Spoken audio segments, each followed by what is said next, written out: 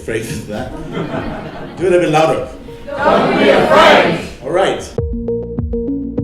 Friedhelm Wachs is, for me, somebody who is in the room. He's always there, always engaging with people, authentic, warm, friendly, amazing guy, amazing partner in business.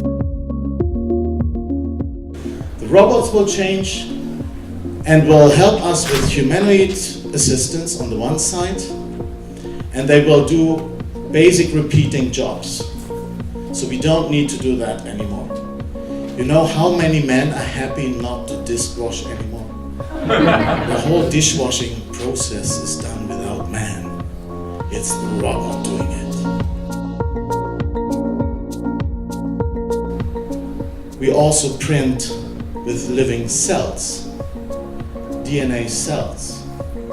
By 2024 we envision to have printed workable kidneys and livers. Friedhelm hat einfach, wenn er redet, so eine unwahrscheinliche Aura. Also das zieht so jeden in seinen Bann.